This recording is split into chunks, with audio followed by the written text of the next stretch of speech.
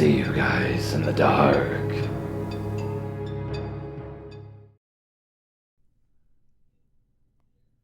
This happened a few years ago, and I never really told anyone besides my therapist, parents, and those who were involved. I'll be changing names as to protect the identity of those that are involved, as I don't talk to them anymore. So, in high school, we had this biology teacher who was also our internet teacher.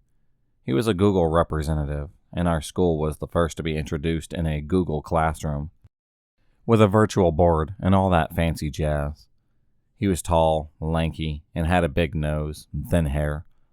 Although he wasn't handsome by standards, some girls had a crush on him. I've started to notice how he grew flirtier and flirtier as we got more comfortable. Me and my friends usually would befriend teachers and other school workers, and none of them struck me as weird.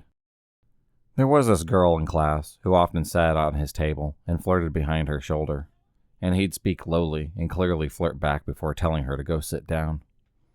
We just thought that he was a bit of a creep who liked to get his rocks off by thinking that teenage girls were giving him some kind of attention. So at first I just ignored it and we let it go. One day, one of the girls in my friend group, I'll call her Jane, said she had gotten a message from a guy called Pedro, claiming that he was from another school, and that he had seen her in front of our school, and that she was so gorgeous, so he wanted to talk to her. His profile was a bit skeptic. Only young girls from our college and this other college nearby. So we were like, okay, sounds pretty weird, but maybe he truly is a guy from another high school. So no biggie. His picture was a young-looking guy looking off into the sunset on a beach with a cap. They start talking, and they were just flirting. I was always the most into the internet of the group, so when she showed us pictures of who he claimed to be, I was pretty skeptic on the spot. Now, to give context. I used to do role-playing on Orkut, which is a social media site, and Tumblr at the time. So I recognized some of the pictures from image dumps that these websites had for role-playing purposes, with faceless pictures that you could use to refer to your characters. I immediately tell her that he was fake and to cut off conversation because it was probably someone trying to catfish her or just get nudes. Although she agreed that it was fake, she said that she wanted to figure out who it was, because in his friends list, he had many girls from our school who were much younger than us, ranging from 13 to 15. Now by that point, we were monitoring their conversation. It no longer was a shared thing between Jane and him. It was now a joined effort to try and get any clues from who that could be. She often would share screenshots of the conversations and pictures that he'd be sending. But so far, during 2 weeks, we had absolutely nothing. Not a single work photo or faceless picture. Until one night, at around 2 a.m., she sent us a screenshot followed by a picture. I want to clarify an important part that will come to play later. Before sending the picture, he asked her, "Do you want to see it? Do you want the picture?" And only when she said yes that he sent it. The picture was in a different quality than the others that he had showed, the fake ones at least. And it was one of his penis. Finally, we had something to work with. And although the mental image of hours on Photoshop trying to enhance it to catch the color of his pubic hair or shirt hair, it was all for nothing. We were close, but had nothing. Still, this guy Pedro had grown so used to her that he was sending pictures left and right. We had so many pictures, we even made memes out of it, completely disregarding the serious situation that we were sinking ourselves into. He got careless, and in one of the pictures that he sent, he not only showed his trainers, but a part of a red shirt bundled up by his hip. His trainer had compass on it. That me and my friends joked it was to find the clit. But instead that was the same trainers that our biology teacher had, as well as the red shirt that he often wore. We had proof that it was him. Real proof. Yet it wasn't enough. Mind you, this guy was probably in his late 30s, and my friend was 16. We just wanted to scare him, so one day, after he sent a picture, my friend said, "Okay, I know it's you, Jackson." He was quiet for a while, but then returned to ask if she had liked the picture. She said yes, and asked if she wanted to talk through WhatsApp. Of course she said yes, and while we were all young girls bundled and giggling at what looked like a funny meme situation, Now looking back, I see the danger we were truly in. As soon as he sent the first picture from his WhatsApp profile, we had enough proof to show the principal. Yet Jane didn't want to. She claimed she didn't want to ruin his career. We all disregarded her, but she was the one with the proof, so there wasn't much that we could do. There was also the fear of him making us go back a year because of that, and blackmailing her for agreeing to see the pictures. Jane then decided to ask around the other grades if anyone had received requests from Pedro. And surprisingly, they had. Some girls even claimed that they had received pictures and invitations to go out or meet him at places. Our luck was that Pedro only targeted the popular or cute-looking girls, and these girls usually had a good support group. But if he had targeted a girl with low self-esteem or whatever, I'm scared of what could have happened. If you're wondering if he ever went to jail, another friend from my group, Nicole, ended up showing the screenshots and pictures to her father, blurting out the whole thing because she said it was killing her. Her father went to school with her phone, exposed everything to the principal, and said that he'd call the police if nothing was done. Next thing we know, he was fired and sent to another town. The principal told us that he cried in his office and said that he wouldn't do it again. A few years later, we found out he was the principal in another school. Sometimes I feel like the shittiest person because I could have stopped a potential predator who most likely never stopped his antics. I am sorry for that. That school was shit too. We even had a weird English teacher. But I think this one is probably the most serious. This all happened years ago when I was 5. I'm 27 and female. I lived with my parents and my sister at the time. The average working class family, nothing out of the ordinary. Happy times. We moved to a different house, in the same town, but I was sent to a new school because this one was way closer now. It is curious that I have these times pretty blurred in my memory, because I was very young, but there are some days that I see clear as water. This is one of them. My first day of this new school, I was very nervous. I wasn't the most extroverted or talkative kid. I was extremely shy and insecure, and so I am to this very day. Once there was a very sweet and loving woman came and explained that she was my new teacher, but now it was English time, and she took me to this class. There they were, my new schoolmates, and my new English teacher. We'll name him Elsie. A guy maybe in his 30s, short, fat, with a big black mustache. If you get closer, you saw food particles and saliva in it. Definitely disgusting, to be honest. We all then agreed that he was very much Super Mario-alike. He welcomed me and introduced me to the kids. I said hi, and then sat with them on the floor. Many of them introduced themselves, made some jokes. They seemed pretty nice and easygoing, and I was somehow relieved. I felt integrated immediately. Elsie proceeded, and he told me to stand up and go in front of the class to practice the basics. My name is, I am from, I am 5 years old, etc. I say it once. He makes me say it again, a little bit louder this time. I say it twice. He tells me to repeat, insisting that I must speak louder. I say it for the third time, and it seems like it was never enough. His tone began to sound angry, and he goes like, again, again, again.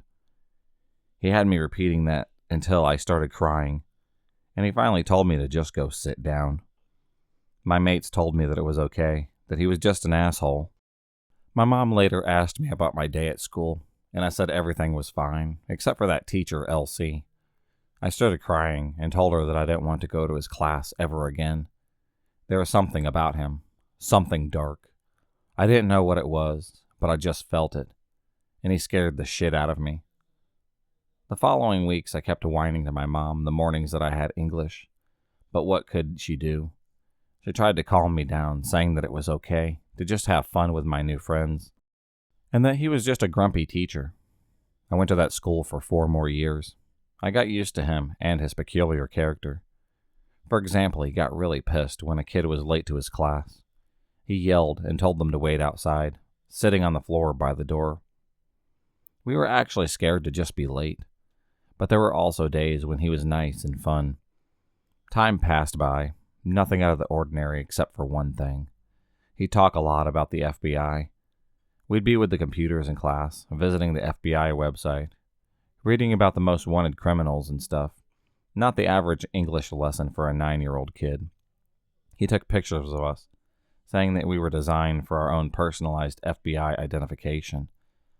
It was kind of a game, I guess. That never really happened, but we didn't think anything weird about it.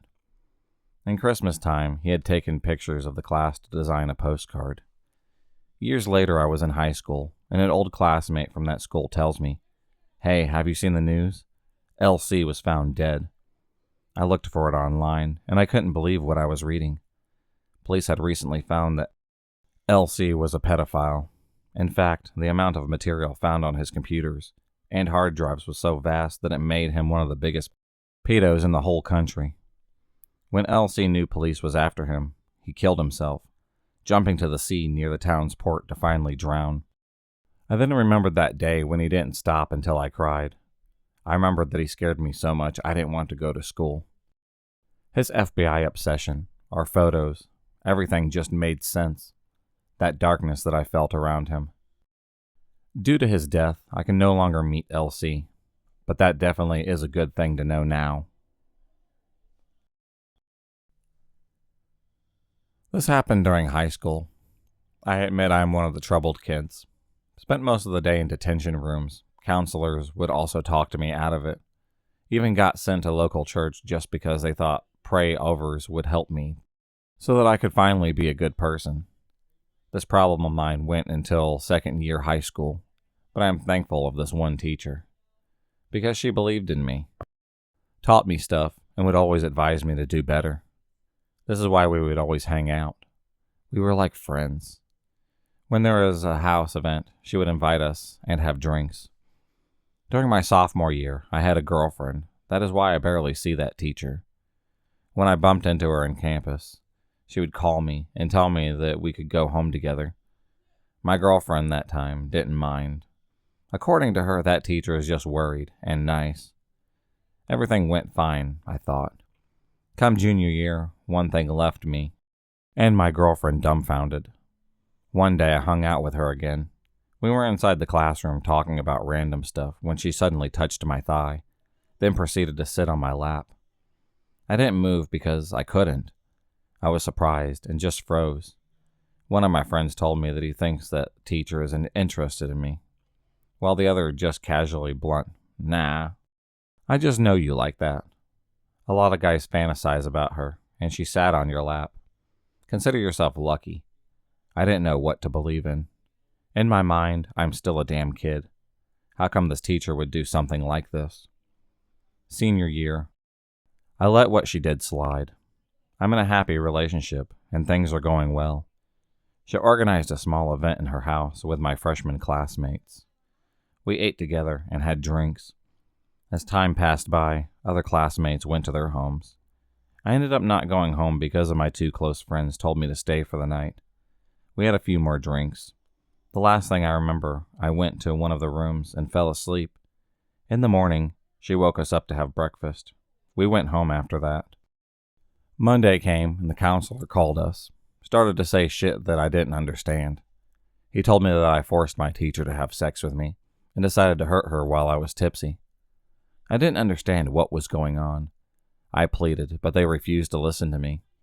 I never talked to that teacher during the whole month of going to the counselor. They never let me talk to her about those things that she accused me of. That scandal traveled fast as fuck, speeding of light. I was called names like horny cunt, asshole. Worst is, future rapist. I didn't mind at first, but it was hard going to school during those times. But I gotta pull myself together so that I can leave that shithole. After 4 years, that one friend who was there the same night that she claimed that I sexually assaulted her told me what he saw. According to him, when we were drinking, that teacher would give me lots of shots as if she was trying to get me drunk, touch my thigh, and she even tried to kiss me, but I refused, because she is a damn teacher and much older than me. When I was about to pass out in one of the rooms, she insisted me go back to her room, but I didn't know what happened after that door closed. After hearing all those things, I was fuming mad. I wanted to get back to that fucking school and just tell them what they failed to take care of. Especially seeing as how that one kid had a history of being a troubled student. My friend added that they wouldn't testify when they were talking, mainly because that teacher is the daughter of one of the founding faculty of the school. Now I realize why they didn't expel me or punish me with much heavier punishment. They are afraid of what other people would say. They are ashamed that they still kept that teacher in their hell school. I really don't think that I could ever get over any of this shit. They painted me as the bad guy, then that shit cost me my future, and every good opportunity after high school. So to that crazy science teacher, I really don't want to see you ever again. If you enjoyed this video, please subscribe, like, and hit the bell for notifications on future videos, and become a stalker of the night. And I'll see you next time.